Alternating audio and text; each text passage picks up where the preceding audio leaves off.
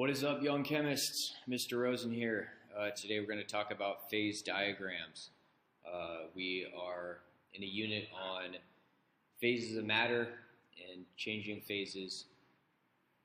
A phase diagram is a kind of a visual or a graphic representation of what state a sample of matter will be found in at a particular set of conditions. Temperature and pressure is the important thing here. So at a certain temperature or at a certain pressure, what state will you find the matter in? Will it be a solid? Will it be a liquid? Will it be a gas? That's what a phase diagram shows. Now this image right here, this is the phase diagram for water. Okay, now before I start asking questions and answering questions, I usually like to actually do a little bit of labeling on the phase diagram. So I'll just move this up a little bit so that you can see the axes labels. So each substance has a different phase diagram, and the pressure units and how big or small they are and the temperature scales, those will change. This is the phase diagram for liquid water. At low temperatures, and the pressures change, but generally in this region, this is where you find the solid phase of matter. At higher temperatures, often lower pressures, this is where you find the gas phase of matter. And here in the middle is where you find the liquid phase of matter. So I like to just label. Sometimes I just write SLG for solid, liquid, gas. There's also this point right here. This is what's called the triple point. The triple point is the set of conditions. It's a pressure and temperature at which you can have all three phases of matter existing simultaneously. And that's a kind of weird thing to think about or visualize. But if you go on YouTube and you search for a triple point, there's a couple of good visual examples of it. But you sort of have a, you'll have a liquid that will be bubbling and also crystallizing kind of all at the same time. And it kind of goes between all three of them. There is also a thing called the critical point, which often comes out to this side. It usually, it might be somewhere out here. On this particular chart for water, it doesn't show the critical point. You'd have to go to higher temperatures. But the critical point, when there's, let's say, a dot right here for the critical point, beyond that, the line actually doesn't continue. And that's because once you get to the critical point, you have what's called a supercritical fluid. It's actually not exactly a liquid, and it's not exactly a gas. You can't actually distinguish between them.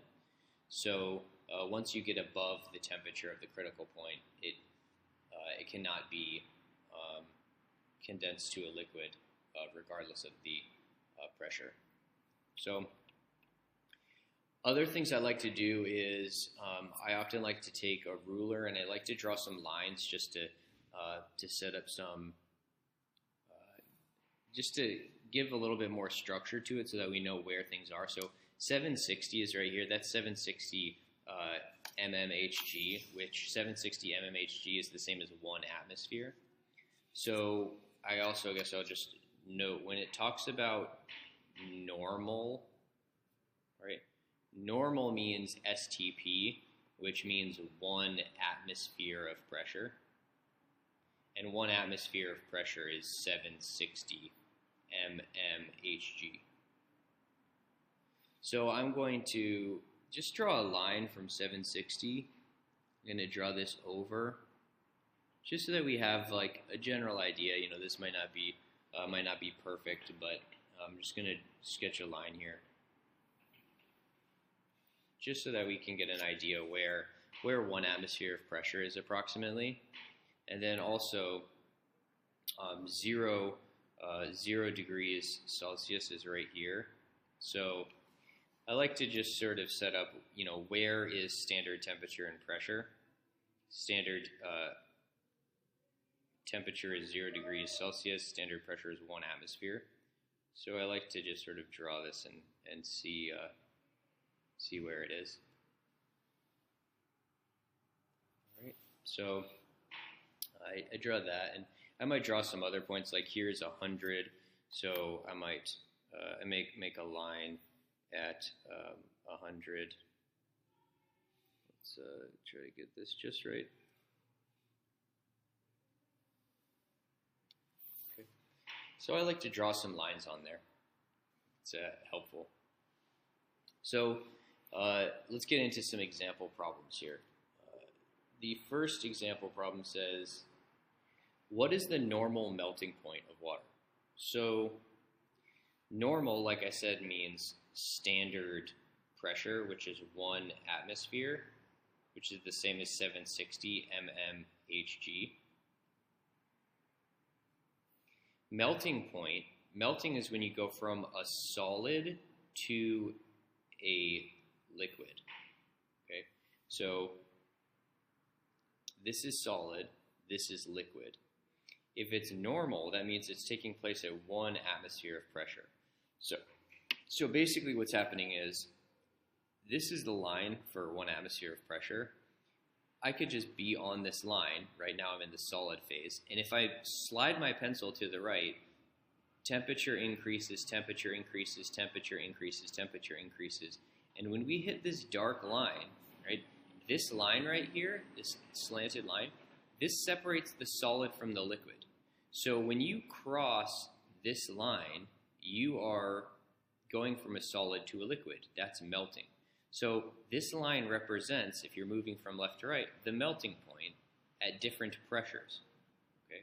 So at 760 mmHg, which is 1 atmosphere, right here is where we hit the line, which goes down, which is 0 degrees Celsius. So the normal melting point of water is approximately here 0 degrees Celsius. Now, 0 degrees Celsius is also the freezing point of water, right? And that should make sense because it's the same temperature.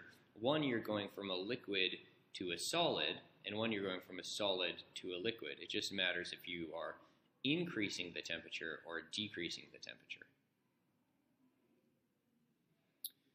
Question 2 says, what's the normal boiling point of water? So boiling is going from a liquid to a gas. So this line right here represents going from a liquid to a gas. So this shows you that you can actually boil water at a whole range of different temperatures, right? You can boil water at a whole range of different temperatures. It just depends on what the pressure is. So in general, the higher the pressure, the hotter you have to get the water in order for it to boil, right?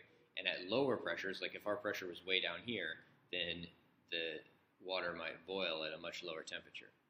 But if it says normal, that means 1 atmosphere. So this is our line for 1 atmosphere, or 760 mmHg, and we cross the line right here. Okay, and when we cross that line, if you go down, the temperature is 100 degrees Celsius.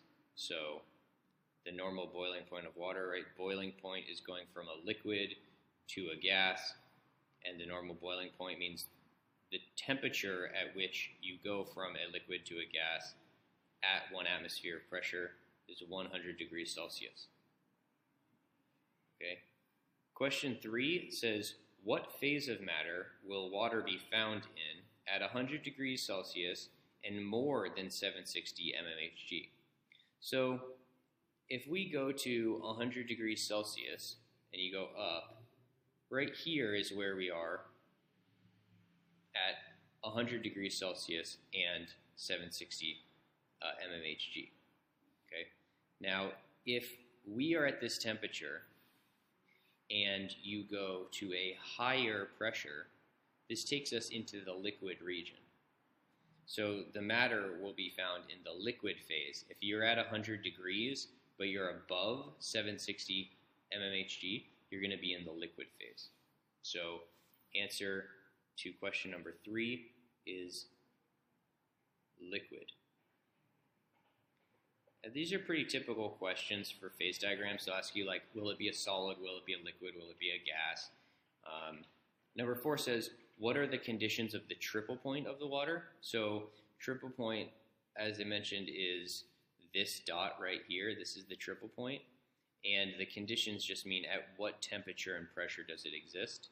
So that's actually why these numbers are here. If we, again, we could use a ruler. Usually the scale on each axis is more continuous, but I thought that this was a pretty good diagram that I found online, so I just used it. But our triple point here is at 4.58 mmHg, and then this temperature right here, I'll draw the line this way, is 0.01 degrees Celsius. So that's our triple point. 4.58 torr, or 4.58 mmHg, and 0.01 degrees Celsius. So that's the conditions of the triple point. That is the temperature and pressure at which you have the triple point. So it is 4.58 mmHg and 0.01 degrees Celsius. Question number 5 says, if the water is at its triple point and the pressure decreases, what phase of matter will the water be in? So if we're looking at this phase diagram, right here is the triple point, okay? They're saying if water is at its triple point and the pressure decreases, so that means the pressure goes down this way, what phase will the matter be in? This is the solid. Or sorry, solid is over here, I apologize. This is liquid. Underneath, down here, this is part of the gas phase. So this is a gas. So if water is at its triple point and you decrease the pressure, you are in the gas phase.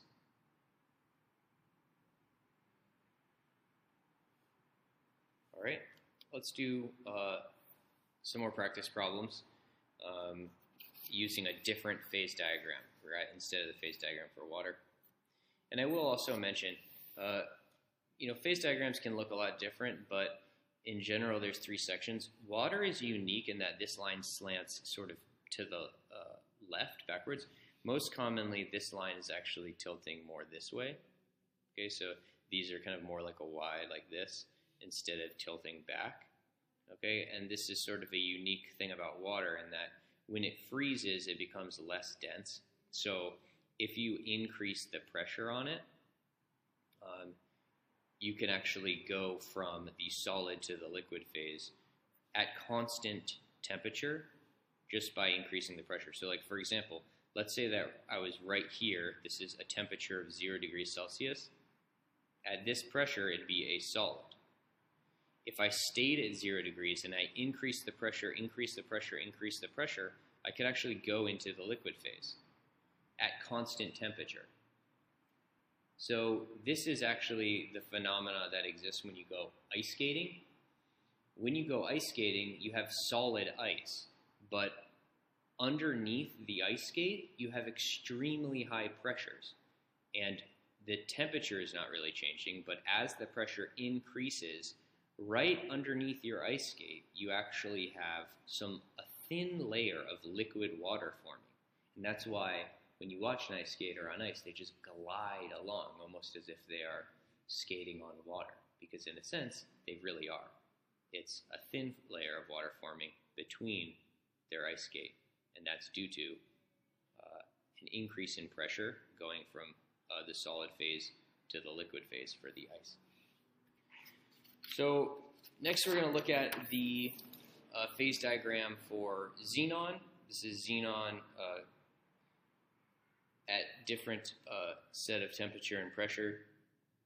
This is, I guess, a little different looking, but let's take a minute and do some labeling, start drawing some lines on here. So this is going to be our solid section. This is going to be our liquid section, and this is going to be our gas section. This is our triple point right here, and the critical point is usually somewhere along this line, but it's not shown based on these temperatures. So 1 says, what's the normal freezing point? So again, normal means 1 atmosphere. Normal means 1 atmosphere. So I'm going to draw a line because this is 1 atmosphere right here. I'm just going to use a straight edge, and I'm going to draw a line right across so that we have a pretty good idea of about where 1 atmosphere is. Okay, and again, this might not be perfect, but we'll just sketch it. Okay, so that shows us about where 1 atmosphere is. So when it says what's the normal freezing point, freezing is a liquid going to a solid. So that means we're going to cross this line. But if it's normal, that means that's taking place at 1 atmosphere. So we're on this line. This is the 1 atmosphere line, and the liquid is cooling, cooling, cooling, cooling, and then it freezes solid. So right here, where we cross this line, is where our normal freezing point will be, which is pretty close. Let's see, this is about right here, we'll say. So it's pretty close to minus 112. It might be, I guess if this is 15, let's say that's 14 and 13. So maybe we'll say about minus 112.5 degrees Celsius, approximately. This is an estimate. That's minus 112, that's minus 115, so I said that's 14, 13, it's about halfway between those two. That's an estimate. Okay. Normal boiling point, boiling means going from a liquid to a gas. So anywhere along this line right here, if you cross from liquid to gas, you're going to have boiling. But because it says normal, that means at 1 atmosphere of pressure. So here we're at liquid at 1 atmosphere, liquid at 1 atmosphere, warming up, warming up, warming up, liquid at 1 atmosphere, warming up, and then ding, right there, we're crossing the line. And again, I'll use a ruler here to see about what this is. This is the point at which we're crossing from a liquid to a gas. It's going to be really close to minus 108. So, my lines look a little bit slanted, to be honest. This should probably be at about 108, and this is, I guess I don't know. I think these lines are maybe a little tilted, but pretty close. This is pretty close to minus 108. This is minus 109. I'm going to accept on like a quiz or a test, I'll accept it if it's pretty close. Obviously, you just need to be kind of in the ballpark. There's going to be a little bit of estimating here. So the boiling point's pretty close to minus 108. Maybe we'll say like minus 108.5 degrees Celsius, something like that, but pretty close to minus 108.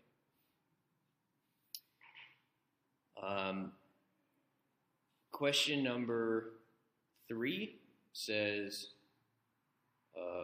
what phase of matter will xenon be at 0.25 atm and minus 120 degrees Celsius? So if this is 1 atm and this is 0.5 atm, 0.25 atm is going to be about, maybe about here-ish, right? So this would be about 0.25 atm.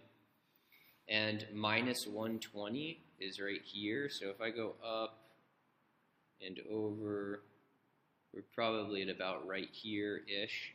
Okay, again, it's kind of an estimate. But they're asking what phase of matter is that? Is that a solid, a liquid, or a gas? You can see it's in the gas phase.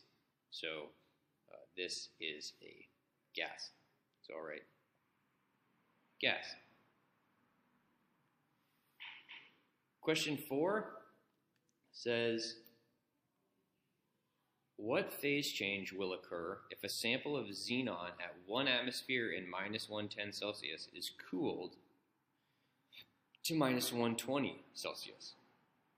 So we're going to go, let's find both points. So 1 atmosphere and minus 10 is about right here-ish, right? 1 atmosphere and 110, and it's cooled to 120. So it goes from here to about here. So we're going from this point to this point, and they're asking what phase change will occur. So we're going from the liquid phase to the solid phase. What's it called when a liquid goes to a solid? That's the phase change we need to go. Liquid to a solid. That's called crystallization. Crystallizing is when a liquid goes to a solid, which is what's happening with that condition change. 5 says, what are the conditions of the triple point? This is our triple point right here, okay? And that's actually why this number is written here. We have 0.37 ATM, and this one, again, this is, you know, maybe my lines are a little bit off, but pretty close for triple point, pretty close to 0.37 ATM, and, you know, pretty close to minus 121, maybe we'll say 120.75 degrees Celsius, something like that. I'm just estimating, but pretty close to that. Okay. Number 6 says, if the pressure on the sample of xenon at 1 atmosphere and minus 115 Celsius is lowered to 0.25 ATM, what phase change or phase changes will occur? So let's find that point. Okay, 1 atmosphere and minus 115. So coming up here, minus 115 is here. So we're going to 1 atmosphere. So it's about right here. Okay, so we're in the solid phase. And it says that the pressure is lowered to 0.25 ATM. And it's at the same temperature. So at the same temperature, we're going to go, okay, here is 0.25, so we're at about right here-ish. So in this problem, we're moving from here, minus 115 at 1 atmosphere, down to 0.25 atmospheres, but it's at the constant temperature. And they're asking, what phase change will occur? So here you're going from a solid to a liquid, and then from a liquid to a gas. So we actually have 2 phase changes. Solid to liquid, liquid to gas, because we cross both of these lines. So we have to think about what we call that. If we have a solid going to liquid, that's called fusion. That's also called melting.